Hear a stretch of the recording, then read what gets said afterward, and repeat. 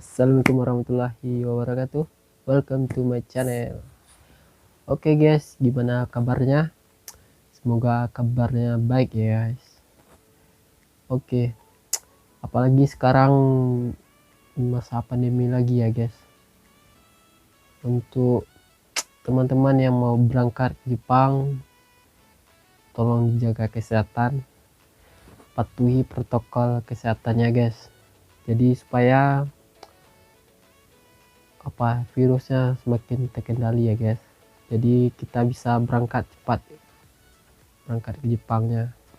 Oke, jaga stamina, jaga kesehatannya ya guys, terutama fisiknya ya, harus kuat, gamate, semangat yang menunggu job, yang menunggu Eli, apalagi yang menunggu Jepang buka. Tetap semangat ya guys, semangat, gamate.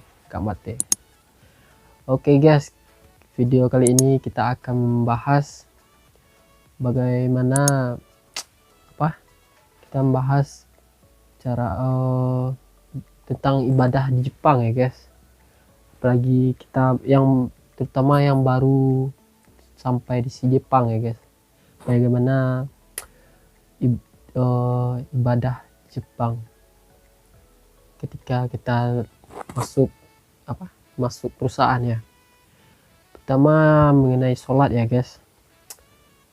Mengenai sholat tergantung perusahaannya masing-masing ya guys.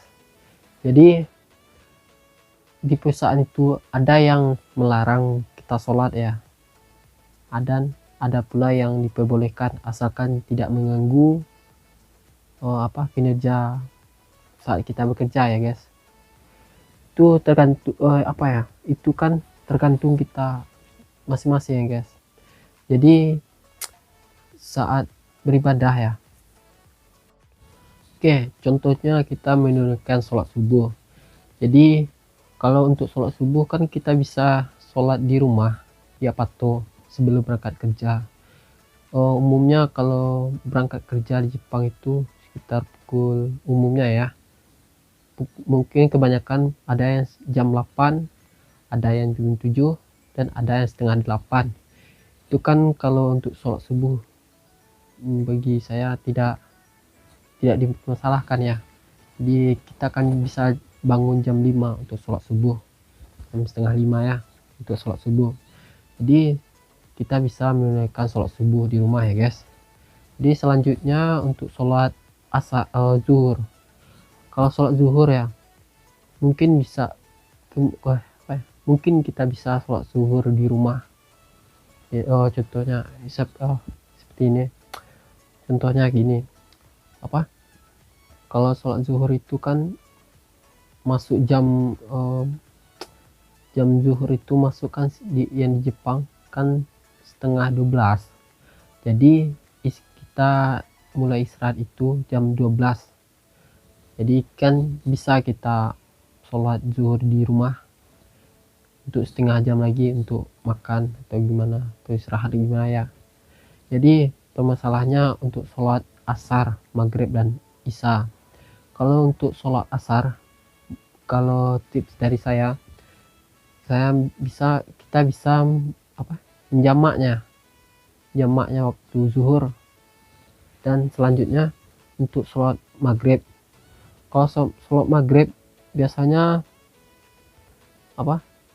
kalau untuk kensu ya, umumnya pulang kalau nggak lembur pulang jam 5. Jadi waktu maghrib itu kan setengah 6, berarti bisalah kita sholat maghrib di rumah atau di pato ya. Dan kalau untuk sholat isya tergantung, kalau kita lembur pasti bisa paling lama lembur jam 8 atau jam 9 lah kalau di daerah bagian pertanian ya, terutama bagian sayur. Kalau sayur itu lumayan panjang jam lemburnya ya guys. Jadi kalau untuk isya bisa kita sholat di rumah. Dan selanjutnya untuk puasa ya guys. Kalau puasa itu pun Ya intinya semua pandai-pandai kita ya, intinya berpandai-pandai ya. Jadi kalau puasa sebenarnya tidak di apalagi di bagian pertanian ya, bagian pertanian sebenarnya tidak boleh kita puasa, karena orang Jepang tuh menganggap, sebagian orang Jepang menganggap ya, karena kalau kita puasa jadi tenaga kita nggak ada, karena kita nggak makan ya, minum, haus, lapar, jadi kita nggak ada tenaga. Nah sebab itulah orang Jepang melarang kita untuk puasa. Jadi intinya kita harus pandai-pandai, jangan gara-gara kita puasa terlihat lemah, atau jadi orang Jepang itu bos kita ya, jadi marah, jadinya kita lambat, nggak nyampai targetnya ya. Jadi intinya kita harus pandai-pandai ya, harus semangat. Kalau puasa kalau nggak sanggup ya gimana lagi, mungkin bisa diganti di hari lain atau gimana ya. Kalau prinsip saya gitu ya, usahain harus semangat, bisa jangan sampai terlihat lemah ya waktu kita puasa. Jadi ya itu tipsnya dari saya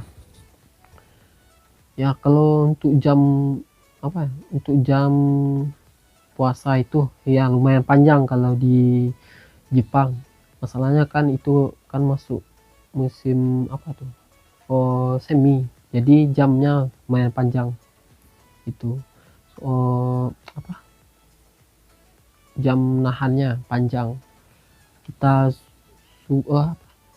insya aja sekitar jam berapa, jam 3 atau jam setengah 2, kan semakin lama semakin panjang jamnya itu, semakin puasa semakin sedikit ya. Jadi itu kendalanya kalau bagi saya ya, jam itu semakin panjang. Jadi intinya harus pandai-pandai dari sama saco atau dalam pekerjaan lah, harus berpandai-pandai. Jadi tips keduanya untuk yang untuk laki-laki yang sholat Jumat ya, kalau sholat Jumat ya itu tergantung perusahaan ya.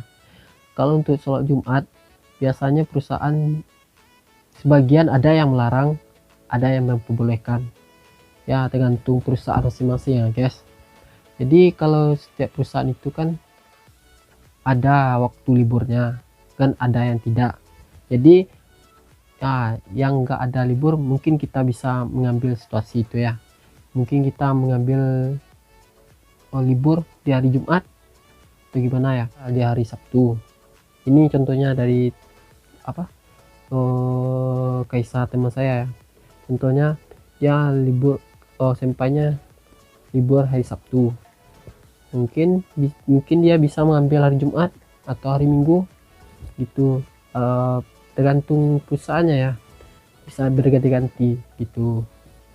Kalau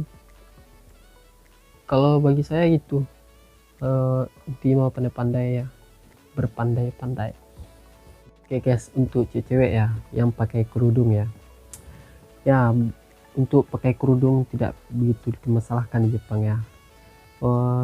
Mungkin banyak keuntungan yang pakai kerudung di Jepang ya, contohnya pengolah makanan ya harus ditutupi ya, rambut dari waktu kerja di bagian makanan ya, itu kan menguntungkan yang pakai kerudung. Terus yang kerja di luar itu, kerja di ladang ya, mungkin bisa untuk berlindung dari matahari, cahaya matahari ya, tidak begitu dipermasalahkan ya. Itu kan cewek pakai kerudung itu kan kewajiban ya, jadi ya harus dijalani. Nah, bagaimana caranya harus dijalani ya untuk menjaga aurat ya guys, untuk para cewek-cewek ya beautiful ya. Oke. Ya untuk di cewek ya harus pandai ya, apalagi di Jepang ya dikatakan bebas ya, jadi jauh dari orang tua ya, cuma yang mengontrol cuma kita sendiri ya. untuk para cewek harus ya apa ya, harus pandai lah mengendalikan diri ya. Itu kan tidak perlu dibilang ya, harus itu kan kesadaran diri. Jadi untuk laki cewek ya harus berpandai-pandai, karena Jepang negara bebas ya, harus berpandai-pandai menjaga diri ya.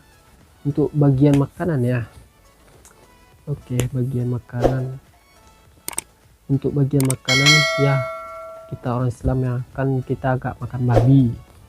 Jadi di sini semua makanan di sini umumnya berbabi ya, ada kandungan babinya. Contoh ya, contohnya kare ya, lumayan banyak ya yang mengandung babi. Tuh kita harus, setiap makanan ketika kita membeli makanan, kita harus melihat kanji gini, ini kanji babi ya. Kita harus teliti melihat kanji babi seperti ini. Oke, harus ingat ya, pasti sudah belajar di LPK ya sebelum berangkat ya. Oke, sekian dulu tips dari saya. Jangan lupa like, komen, dan share-nya teman-teman agar video ini berguna. Oke guys, jangan lupa like, komen, dan share-nya.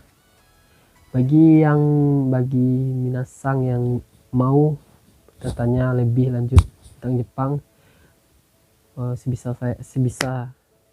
sebisa mungkin saya bantu menjawab ya. Oke, sekian dulu video dari saya. Jangan lupa like, komen, dan share-nya.